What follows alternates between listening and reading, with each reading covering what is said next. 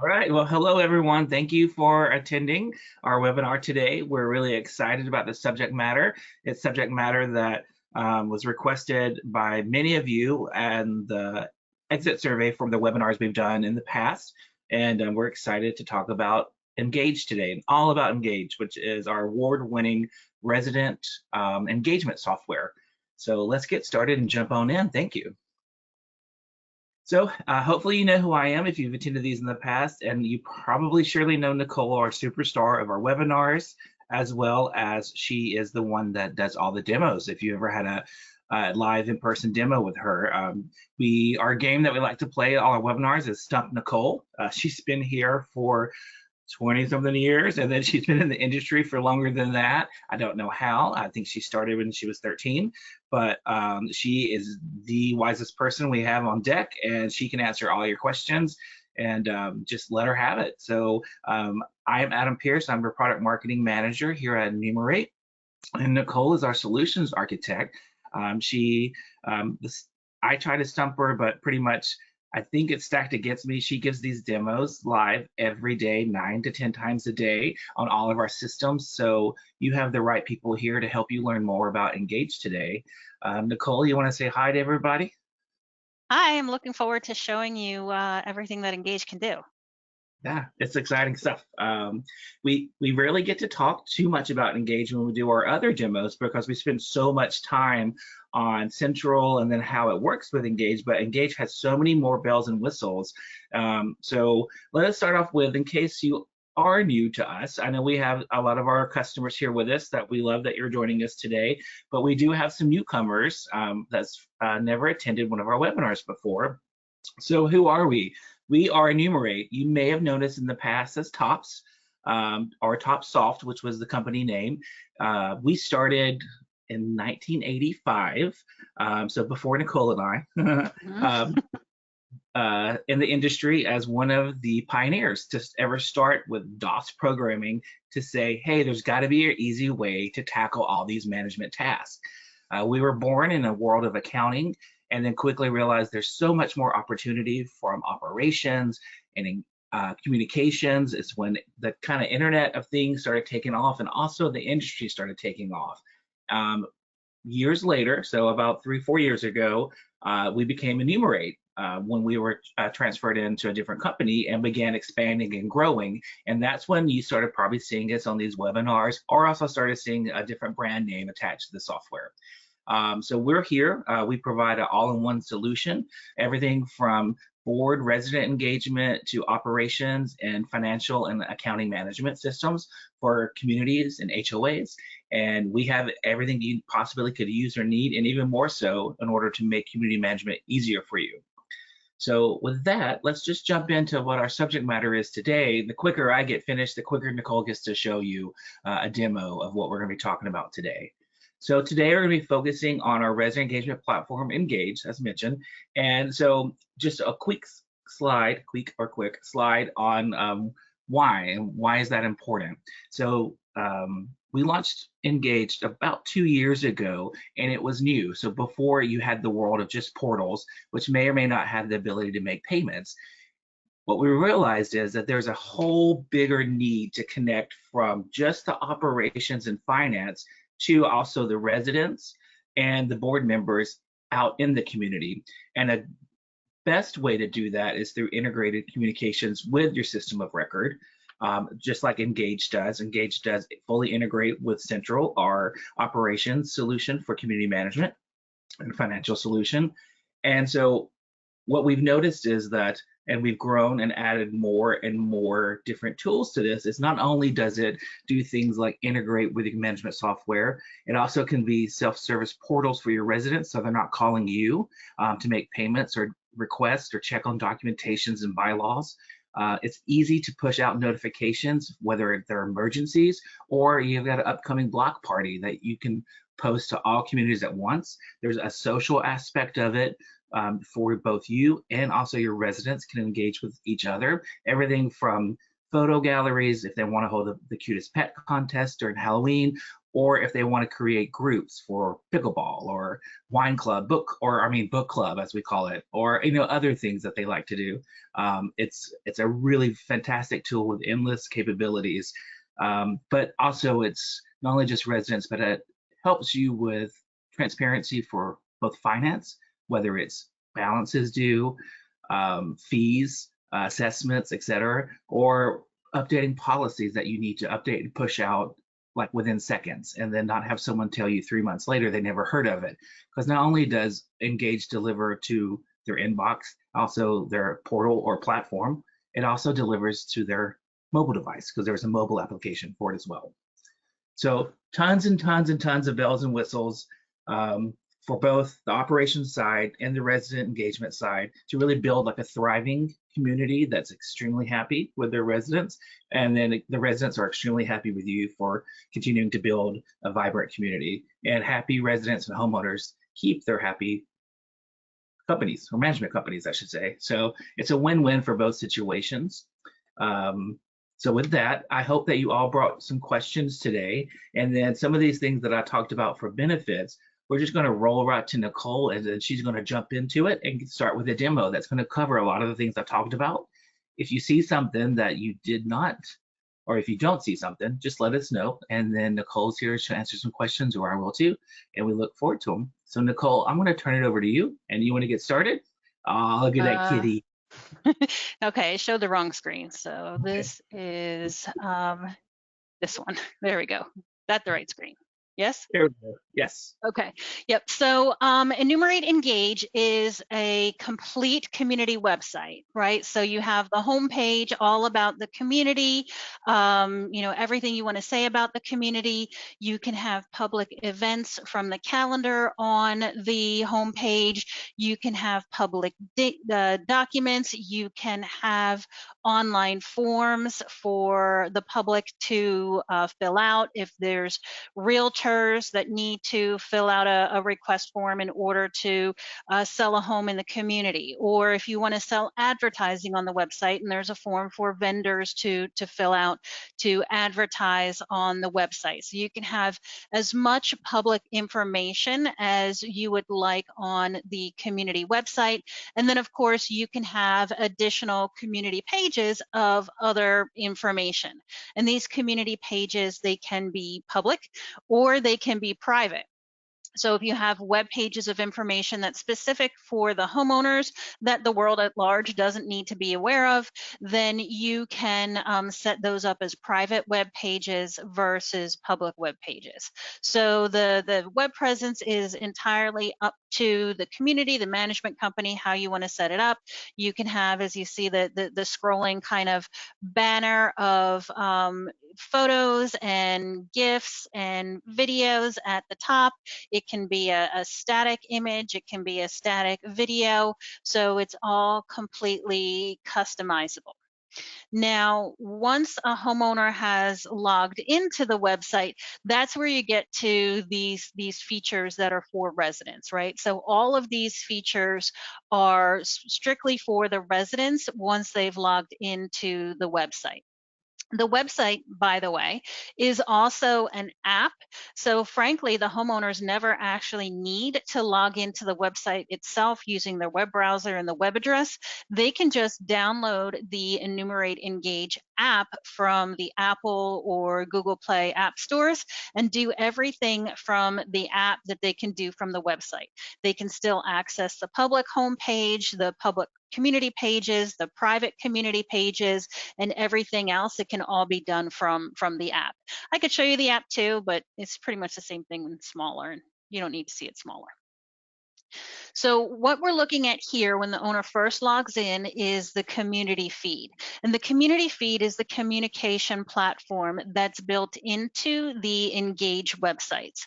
Now, this is designed for communication from the board to the community, from the property manager to the community, the official, essentially, association news of information that the homeowner should have.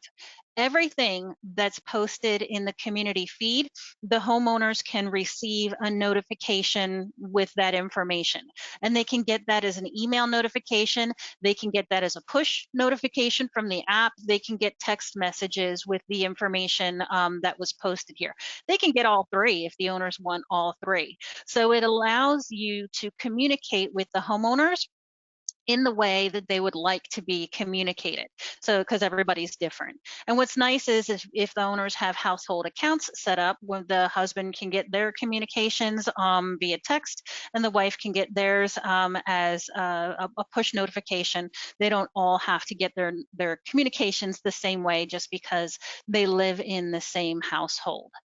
Now, in addition to the association news, you have additional channels that can be activated here to allow the homeowners to communicate amongst themselves. So the website comes with some standard channels: watch alerts, lost and found, social, recommendations, general, but then you can create your own channels also.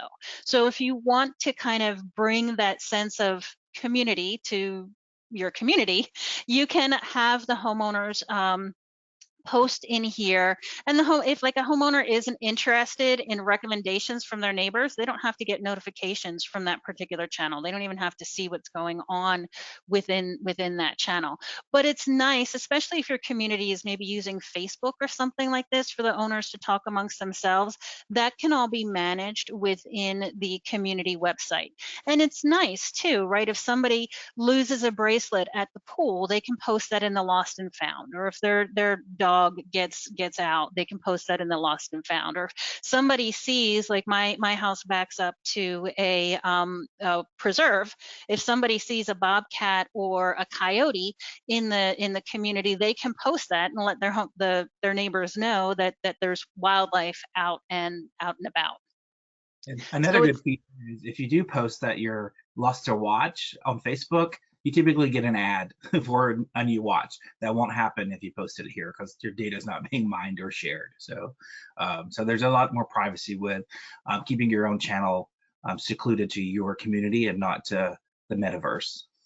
yeah, I mean, and honestly, like there are there are some not nice people out there, right? Like I know somebody whose dog got away, and they posted signs up in the neighborhood, "Lost dog," and they were getting calls from like people joking, like, "Oh, I found your dog. I'll give it to you for $50." Like just making up stories and everything. There's some not nice people out there.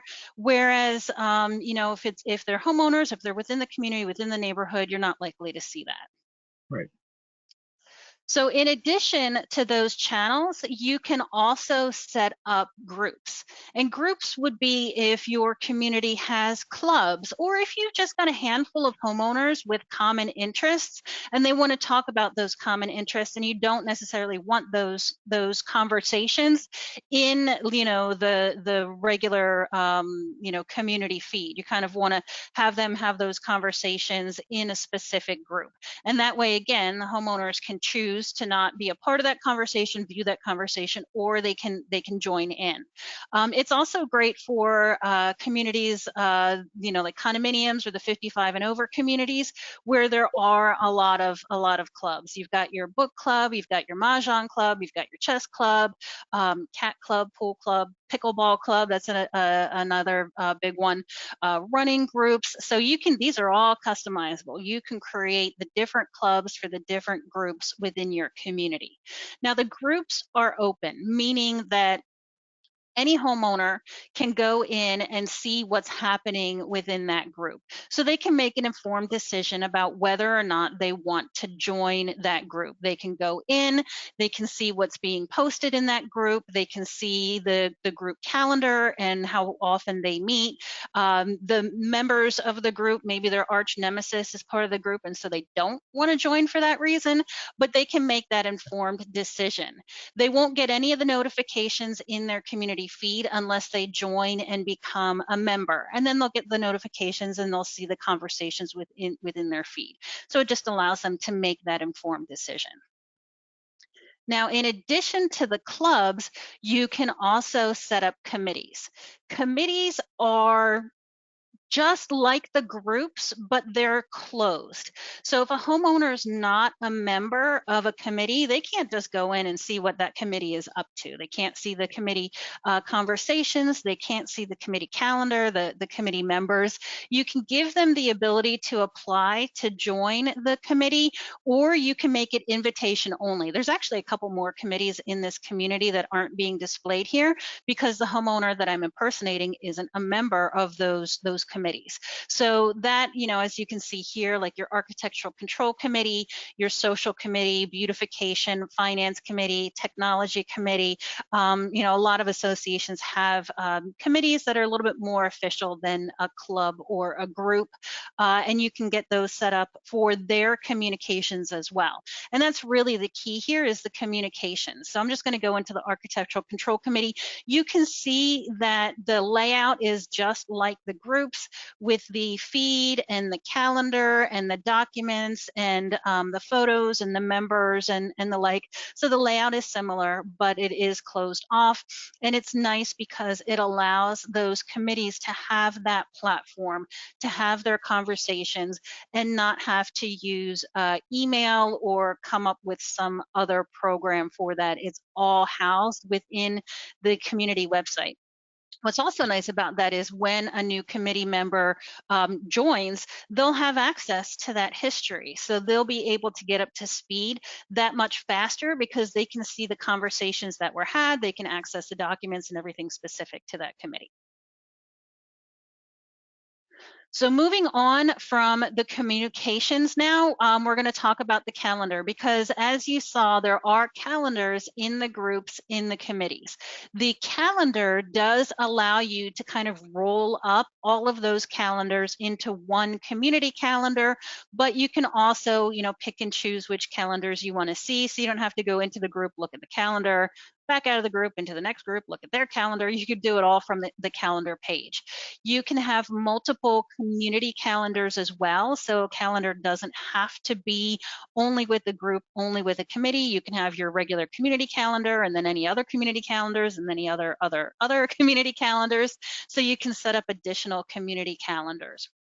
The all events is nice because it does allow you to see what's going on across all of those calendars. So again, if you're a homeowner who's thinking about joining a group, you can easily see on the calendar when the other groups that you're a member of are meeting, so that you know that the meetings of the new group will fit into your current, calendar scheduling.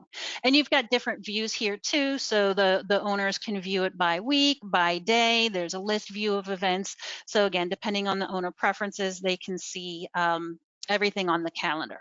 Now with the calendar, you can see I've got some recurring events here. If I scroll to the next month, these recur on the second, third Tuesday of every month.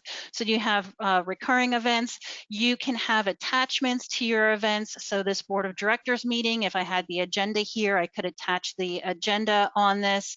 And then it also allows the homeowners to download these events to their calendar on their phone or whatever calendar application they use. So if they want to attend, they can make sure that that's added to their calendar. But then also you can set up events with RSVP.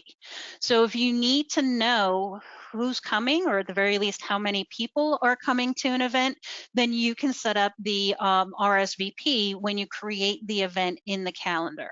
And that way, if it's going to be held in a room that's got limited capacity, you want to make sure you don't meet fire codes there and don't overfill the room. Or if you need to order food or something, then you can set up the RSVP. And you can limit the number of attendees per person. You can limit the number of attendees per home. You can choose to charge a fee or not. It can be a flat fee, just like a per home fee, or it can be a per attendee fee. And you can collect that fee through the Engage website as well. So it's really flexible when it comes to the calendar, the events. With the RSVP, I generally set mine up just for accept, right? Like I don't care who's not coming to my parties, whatever. But if you want to accept and decline and maybe and waitlist and all of that, you can do that too. But we don't need that negativity. So Nicole, an example of that, like if you're doing like a holiday fundraiser, or if you're doing like a fundraiser for a new clubhouse or something on a property, you could use this in order to help drive that event, right? With ticket prices or entrance fees. Yeah, absolutely. Even if you're having a community garage sale or community yard sale and you want to know which homes are participating, wouldn't necessarily, I mean, you might want to charge a fee for advertising, maybe not. But there's so many different circumstances that you can use the calendar, the events, and the RSVPs.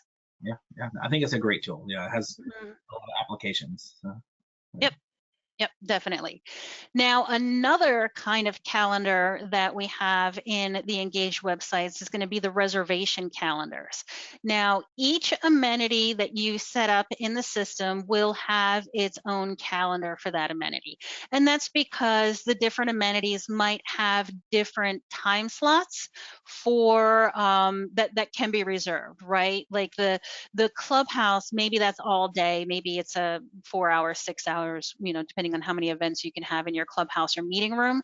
Whereas the tennis court or the swimming pool lanes, you might want to set those up with hourly or half-hour time slots. So any amenity that you have, you can set up here: tennis courts, pickleball courts, shuffleboard, bocce ball, volleyball, you name it, you can set up the different calendars. So if I go into my tennis court calendar, you can see all the homeowner needs to do is pick the date and pick the time that they want to reserve the tennis court. Now you can set up limitations here, right? If I decide I'm going to be greedy and I don't want anybody playing on the tennis court but me, I can try to reserve it for the whole day, but the limitations are set up, so I can't reserve the all day on this. I can just go in, I can choose my one time frame, and I can make my reservation. And that way I know when I go to play tennis, there shouldn't be anybody else on the court. If there is, I can pull up the app on my phone, show that I have it reserved, and that person can go on their merry way. No more arguing over who gets to play tennis or who gets to play pickleball when it's all managed through the reservation system. And Nicole, one of the rules, if I remember correctly, is not only can you define the time slots, but you can even set it to where they can't do back to back to back to back to back, right? Yep, yep. You can limit them to the number of reservations per day, per week. You can set up like blackout times and dates. So using the tennis court example here, right? If you have a tennis pro that comes out and gives private lessons every morning from like 8 to 10 a.m., you can set that up so homeowners cannot reserve the tennis courts during those time frames because the pro is on there, the pro is doing their lessons with their clientele within the community. Then they can use the calendar, pay the fee, and just show up then, right? Yep, exactly, exactly. Now, the other kind of reservation that we have is where there's a little bit more involved than just reserving a time and showing up and going to play a game.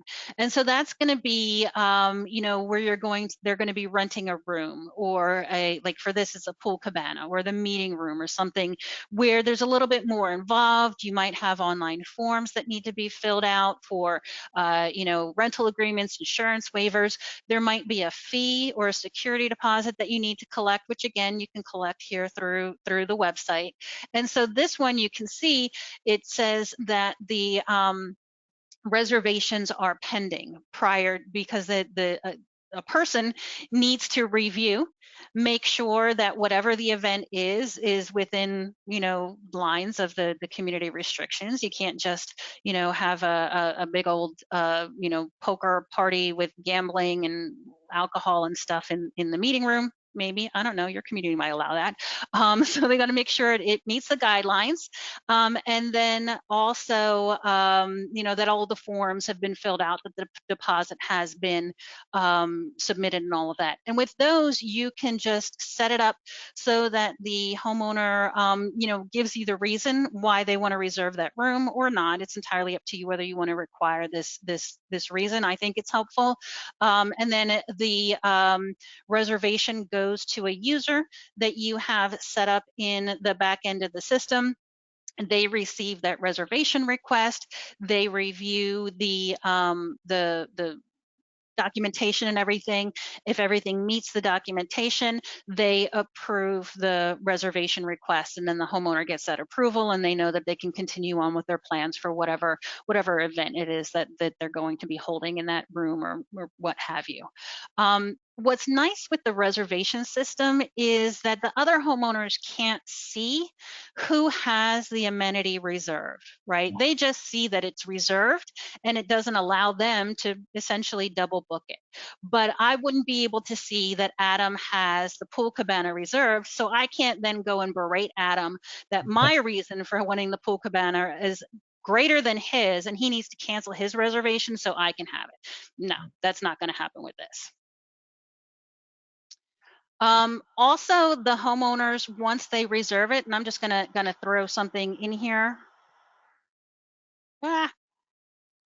Once they've reserved the amenity, it's going to show for the homeowner under my reservations. So the homeowner will always be able to go in and see what they have reserved, what the status of that is. So if you're planning something, you've got a million things to do and you can't remember if you reserve the pool cabana, you can go in here and you can, yes, that's one thing I could check that off of my list. It's done. I can move on to buying plates and cups and plastic, only plastic by the pool. So they can make sure that that's one less thing that they need to worry about. It's kind of like their communications and activity dashboard, right? So Yep. no more Post-its, right? Exactly. Gosh, Post-its.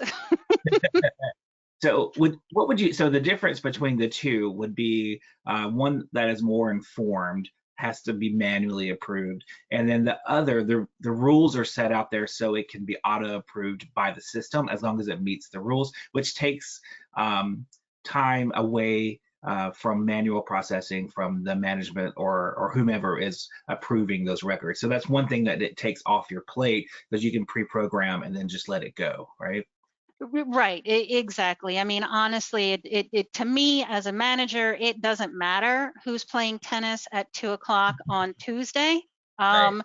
But it does matter who's going to be having a party in that meeting room, right? So you can have the auto approval on the items where everybody's honorable, right? They're going to play nice, and then have the additional oversight where it needs to be.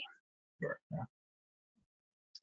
So you saw on the amenity reservation, there were links to online forms. So obviously the website has the ability to create those online forms that the homeowners would need to fill out. And you can have as many online forms as you need for absolutely everything. So these are just some sample online forms that I have set up here in this website.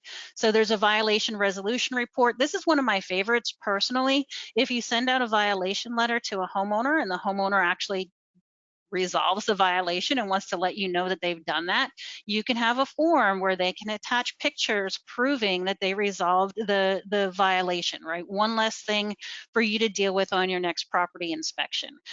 Lease applications, you can have all the rules, all the regulations, everything about the lease application, who the prospective tenant is, do they need to gate clicker, what kind of car do they have, attach a copy of the lease, attach a copy of their driver's license, what have you. You can create all of these forms for the particular needs of the community. What's nice with this is each form, the results when a homeowner fills it out can go to different people, right? So you don't have to have one poor individual that gets all of the forms and then has to forward it to the correct person. Each form can be set up to send to the appropriate individuals that should receive that form that's filled out from the homeowner. If the form contains information that shouldn't be emailed, like the homeowner's driver's license, you really don't want the picture of their driver's license going through email because it's not the most secure method of communication, then rather than having it email the results of the form, you can have it email a secure link. The user clicks on the link, logs into the website with their admin credentials, and then they can download the results of the forms and the images and the attachments and the like. So they can be really, really secure when they need to be. Also, with the forms, you can use them for polls and surveys. Like they're great for communications when the homeowner needs something because you don't, they're not emailing you, they're not picking up the phone. You're getting all of the information that you need from the homeowner because the form tells them all of the information you need, and they have to fill out those fields, right? So it's great for the homeowner to communicate a need to the board, to the property manager, when it's convenient for the homeowner because they probably work too, and they so probably can't call you during the middle of the day when they're supposed to be working. But also when you need something from the homeowners, you can set up polls and surveys, and you can limit it to, the homeowner can only fill it out one time.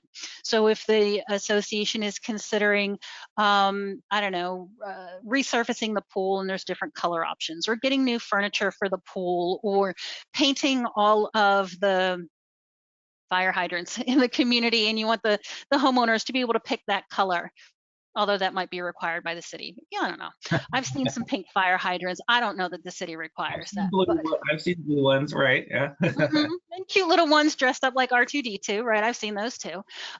So so you can, put out polls, put out surveys, allow the homeowners to fill them out, and then of course get all the tabulated results through the community website.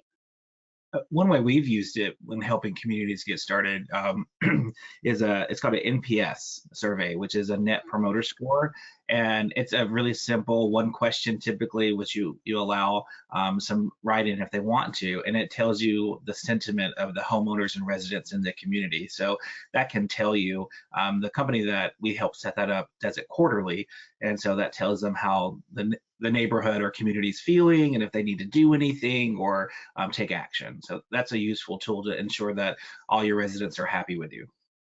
Yeah, and what's nice is when you create a new form, you can have it push out an announcement to the homeowners, like we have this new form for you to fill out whenever you need it, with a link to the form, so they don't have to go looking for it, right? They can get that announcement, they can get that text message that notifies them, so that they know that it's there.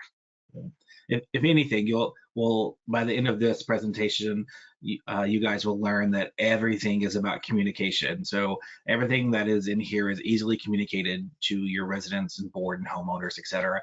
Because if it's not, it's just useless. So whether it's to your device, text, email, web, so everything is pushed. Yep, yep, absolutely. Now you'll see here I have two special sections for architectural change requests and maintenance requests or work orders. So these forms are customizable too. And again, you can have as many forms specific to architectural change requests, as many forms specific to maintenance requests or work orders that you need for your community. And the homeowner can go and they can fill out the request. And again, you can put all the rules and regulations in here, have everything that they need to fill out for the architectural request, check boxes and pick lists and attachments and the like. And when they submit the architectural change request, for example, that can go to the board, that can go to the architectural control committee that you've got set up in the committee section for them to review that architectural request. And so this is kind of what it looks like on the architectural request side of things for the person that's reviewing the ARC request. So they'll get a notification that the homeowner has submitted the architectural request. They can go into the details of the request, view the form, view the attachments, everything that was submitted as part of that request. If there's more information that's needed, then they can add a note which can communicate back to the homeowner, we received your request, you're missing this piece of information. You can allow the homeowner to then append the request with that additional information. So rather than just disapproving it and make them start all over again with a new form, you can actually have that back and forth communication with the homeowner.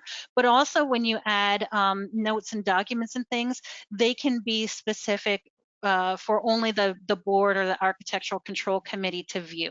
So it doesn't have to be something that the owner sees. If there's internal conversation about this architectural request, then that can be had as part of the request in the website, and the homeowner wouldn't see that area of the ARC request.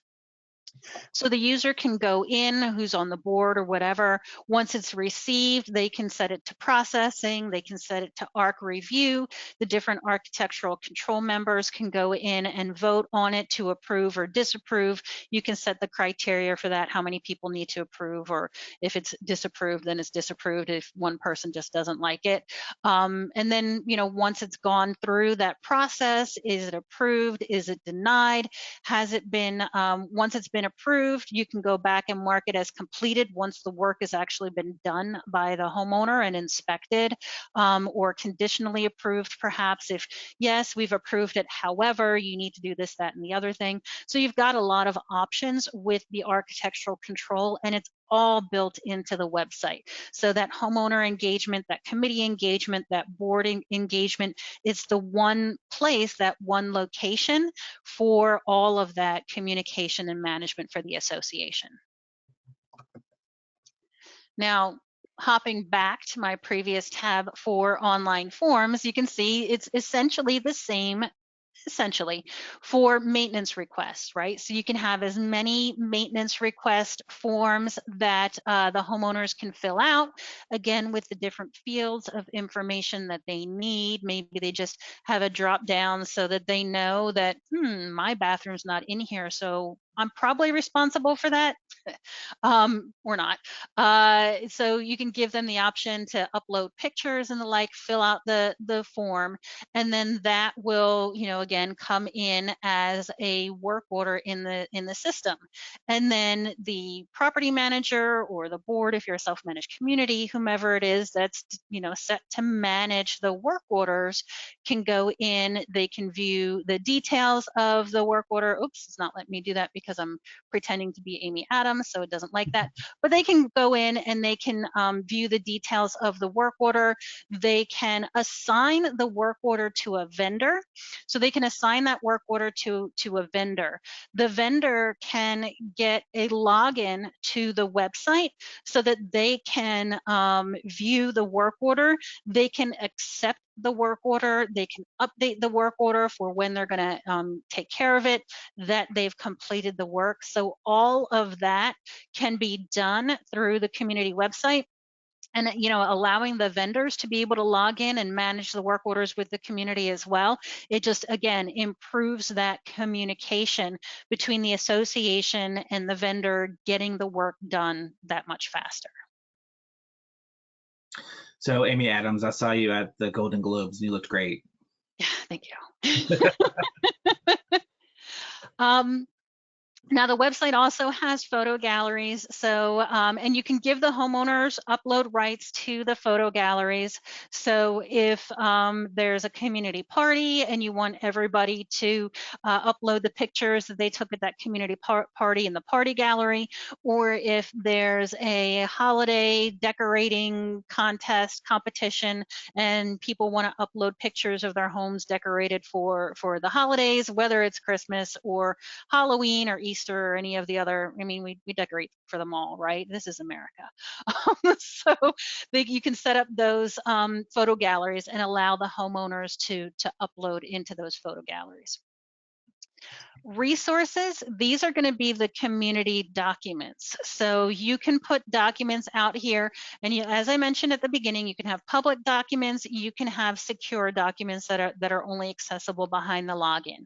You can create these different groupings, you can have folders, you can have subfolders, so you can keep everything organized, and that then allows the homeowners to access the documents. And again, when you upload a document into the website, if you wanted to push out a notification to the homeowners, letting them know that this new document has been posted on the website, you can do that, and they can click on the link in that notification and access the document right there. Resident directory is opt-in the website. So there is a resident directory.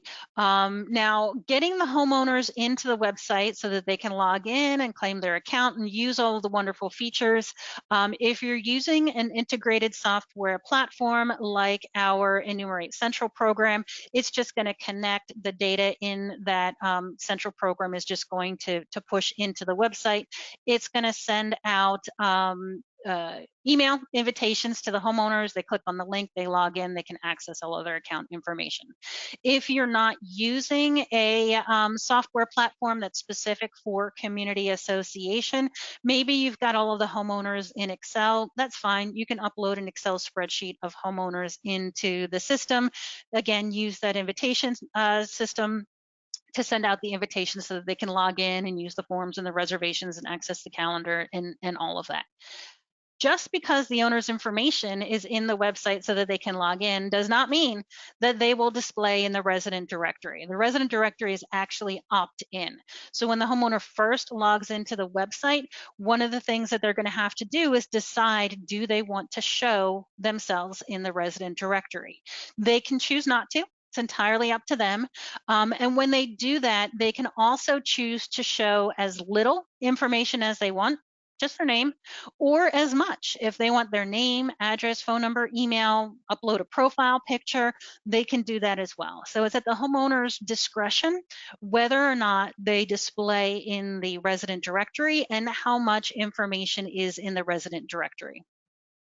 If this is going to be a point of contention for your community, you can also turn the resident directory off and just pretend like it isn't there.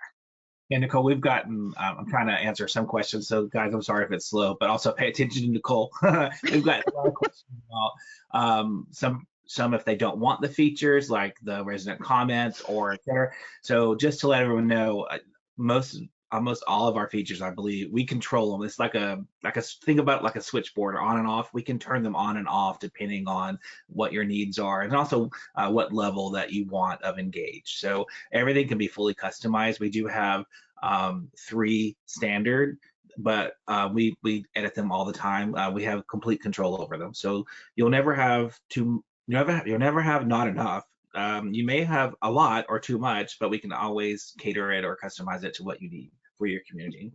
Yeah, absolutely. If your community doesn't have amenities that it makes sense to have reservations on, that feature doesn't have to be turned on. I mean, the last thing we want is for this to cause more questions, like, what is this reservations and why is there nothing in it? We just turn it off and it doesn't even show in the menu. It's like it's not even there. Right. So talking then about integration, right, and with software platforms like our central program that does all the back office accounting and management for the community associations. There are some features that are integrated with that, and that is the information that you would see, some of the information that the homeowners would see under the My Account area. And so depending on the software platform that you're using, these features may or may not be available because our Engage platform integrates seamlessly with our central back office system. I'm obviously going to show you everything that could potentially come with an integration with software. So the first being, of course, the payment history. So the homeowners would be able to see their current balance, the breakdown of the balance with their assessment account, the history of charges, of payments, all of that related to that. Now, if a homeowner owns more than one home, I should mention this, if they own more than one home in the community, they don't have to have individual logins for each home. There's a nice little selector down here that just lets them flip among the different homes. And that way they don't have to log out, see the balance on their other home account, log back in, log out again. So if you've got some homeowners that have some investment homes in it, it's really easy for them to kind of switch among them. Okay, make a payment. It allows the homeowners to pay their fees and assessments directly through the system. Now they can pay directly, again, using our Enumerate payments by credit card, by debit card, by bank account. The payments that are made that way will automatically update the homeowner ledger. So once they process that payment, if they then go and look at their history, they'll see that the balance has changed. They'll show that payment reflected in the account. But you can also link to other other payment methods, the bank payment method here, or if you use some other payment method, those can be linked as well.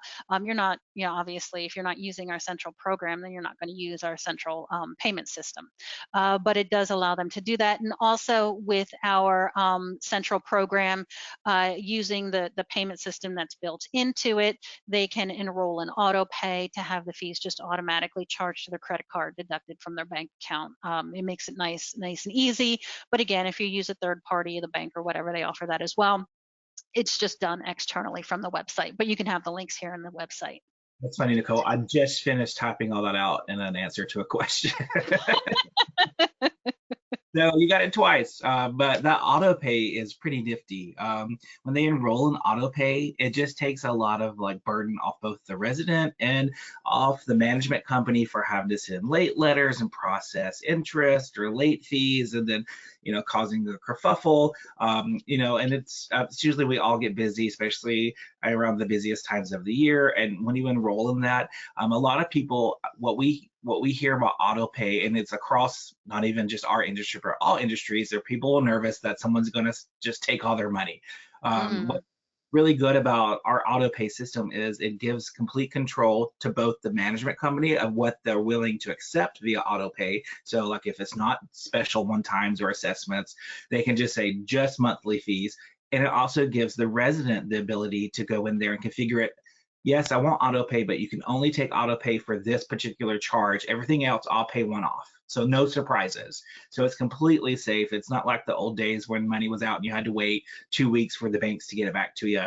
So it's so safe. And our level of security that we have is among the highest in almost any industry. So it's extremely safe from cyber attacks and cyberware. Yeah, and what's nice is, if I kind of jump back to that community feed, is you can create scheduled posts in the community feed. I've got one here somewhere, and this just posts. You can see like every 2 weeks or so, it just posts like, can I pay my dues online? Yes, click this link. Yes, click this link. Sign up for auto pay. So you can actually use the community feed to constantly remind the homeowners that they can pay online as well. And it's recurring. So that was a question. So one less thing you have to type. You can set those up in advance and Yep. then just say post every month on the 31st, or post every week. You can set all hmm those up recurring. So your operational things, set it and then let it run. Yep. Uh, Yep. Absolutely. Um, so the homeowners also can see the notices and requests related to their home. So the work orders and service requests that they've submitted through the online forms, the architectural requests that they've submitted through the online forms, they can go back, they can review the requests, they can see the history of those requests, what the current status is, pending, approved, disapproved. They can access all of that. There's a link to go to the online forms if they want to submit another one because they forgot how to do it because it's been a minute, although they should really know that anyway. But they can do that as well. Now, again, with an integrated software platform that manages violations, that information can be transmitted into the website as well. So the homeowners would be able to see, not that they want to, the violations related to their home. And it allows them to, again, get more information about those violations. So the homeowner would be able to drill into the violation. They can see the details of the violation. If you've got 10 different pictures of the violation from a different angles, to make sure that they don't argue that it really is a violation, they'd be able to see all those pictures. If you want to give them the ability to communicate back with you on the violations, just like they can on the work orders and the architectural requests, then you can give them the ability to communicate back to you. Hopefully it's going to be something nice like this, like, oh yeah, well, we're going to do it, and not a, I don't know what you're thinking. My house is beautiful. You obviously need glasses. No, let's hopefully they'll all be nice and agreeable. Maybe, hopefully, perfect world. but they can have access to that violation information as well. And then the My Activity, that's just going to let them see their activity for all of those website features, right? So my groups, my committees, my reservations, so they can easily come back and verify that they did for the third time, reserve the clubhouse before they start sending out the invitations, my events that they've RSVP'd for, my forms that I filled out, my documents that are specific to me versus the ones that are specific to everybody in the community. So they'll have access to all of that under the My Account area for the homeowners. Now, taking that one step further, you can see that there is a board area as well. So the board of directors can be informed about what's going on within the community as a whole, not just what's going on with their particular home. Some of this information is comes from the website itself, right? The work orders, the architectural change requests, those are, from the website. Violation notices, those would come from the integrated software platform like our Enumerate Central program. The rest of these, for the most part, come in through the integration. So delinquencies would come from the accounting platform, letting the board members know which homeowners are with the attorney because they are well and truly delinquent. The aging report would be just which homeowners are past due in general, the aged owner balance report. It allows the board members to go in, see the details of the owner's ledger, and make an informed decision about who to send to the attorney next, potentially for collections. Invoices, that's going to be accounts payable. So those are going to be the bills that the association has to pay. And again, this comes over from our central platform. They can see the status of all of the invoices, whether they're paid, whether they're unpaid, whether they're waiting for the board to approve the invoice. The board members can go in, they can see the detail, they can access the actual invoice that was submitted by the vendor. They can see how the invoice was coded to the expense account against the budget, and again, make that informed decision to get that bill approved so that management can go ahead and get that vendor paid, avoiding late fees and the like on the payables of the association. So that comes over with that integration with again with our central back office system. Board documents is just that, documents for the board of directors. So resources or documents for the community or the public. Board documents, those are the things that aren't quite ready for prime time, right? Your working budget, your unapproved meeting minutes, your bids that you're getting before you make a decision on who's going to be the new landscaping contractor or pool maintenance company or something along those lines. So those are the documents just for the board to access. There's also a communication piece here. So it's like a committee, but for the board of directors. So again, any of those conversations that the board is having outside of the board meeting, where it might normally be held via email, you can have those conversations directly in the website, or the board can have those conversations in the website amongst themselves with the property manager. Makes it easy because it's a centralized location to go back to that conversation, because you're not having to search through your email because the conversation was done via email, and find that information that you're looking for, because you haven't thought about it in 2 months. And then there's also task management in here, which I think is really, really nice. This can be used as like takeaways from board meetings. So you can have a task like, where are we? January 7th, say we just had a meeting. January 7th meeting takeaways, right? And I can assign, okay, the president said he was going to do this. The property manager said he was going to do this, and keep on top of that. Or project management, right? Like, okay, we want to get proposals for a new landscaping company. So the property manager said that they would get the bids by this date. And then the board said that they would review the bids by this date, right? So you can use that for any of that kind of task management that's required of the board of directors of the management company. So as you see, I've come to my last tab. There is one other thing that I do want to mention, and you know, Adam did kind of allude to it. Any of the features can be turned off if you use our central back office system and you don't need a full website. We can set it up as a portal for you instead. If you don't need that public web page, you don't need any of the public information. Really, you just need a login for the homeowners to access some of the features of the website, but not all of them.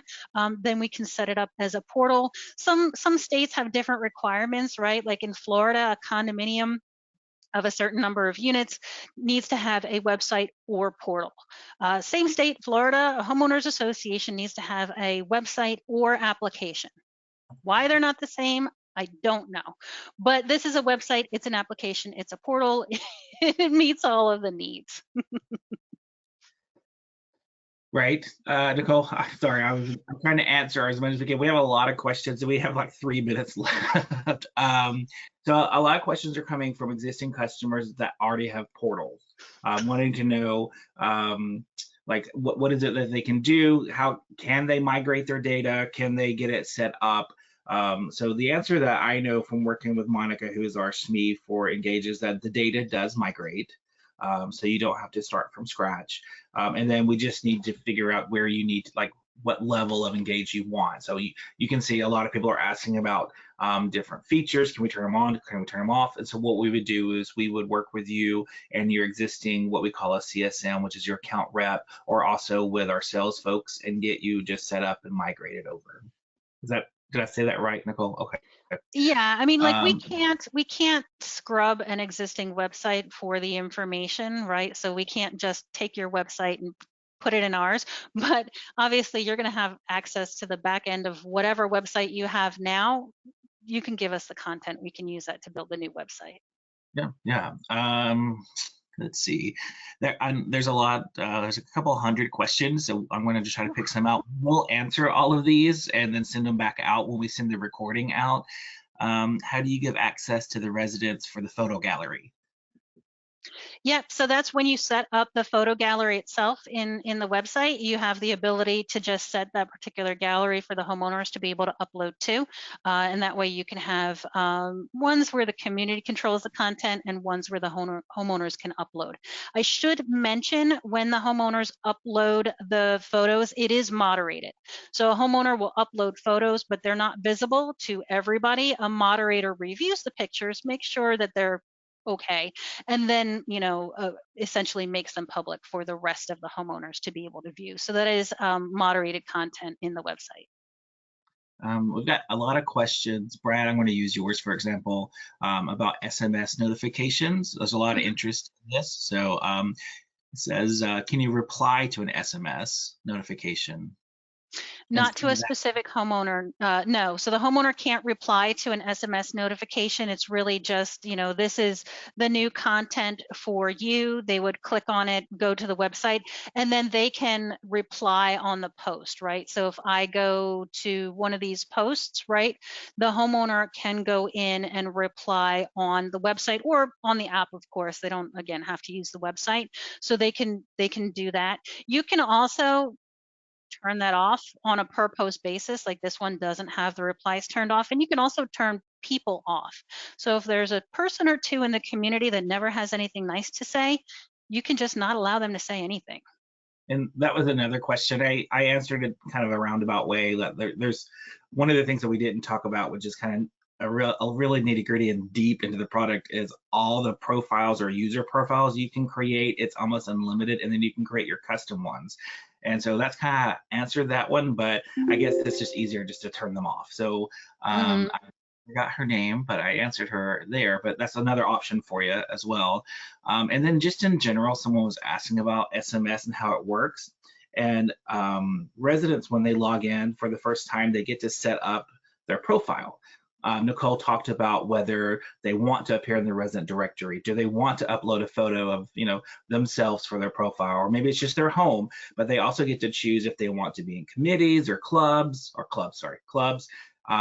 groups. And they also get to choose how they want to receive. She mentioned the 3 different types of notifications, and they can also, that's when they choose SMS. So I hope that helps with some of that. It's at the very beginning they set it up. And then they also have, we require, or we suggest that you require, we put a field in for emergency contact information as well. All right, we are now over. So we will continue answering these questions. We'll print them out on, or put them in Excel and answer them and get them out to you. We really appreciate you staying with us today and then learning more about Engage. I know you have more questions and we would love to set up some time with you. Nicole, just as she did now, did a really fast overview of Engage. It has much more to offer. It's just we're trying to pack it all in an hour. But contact us, contact us here at marketing at goenumerate.com, or if you do know your CSM or want to contact your CSM, we'll be glad to get something set up for you. Just some house cleaning is we'll send out this recording as well as a link to the replay. Will have a landing page that has a form if you do want to go and start requesting more information and maybe even a live demo. So you'll get to see Nicole again. I won't be there interrupting, so it'll probably go a lot smoother. But we look forward to getting you set up on Engaged and talking to you in the future. And with that said, we're going to let you go. And thanks for attending today. Thank you. Bye, everyone. Bye.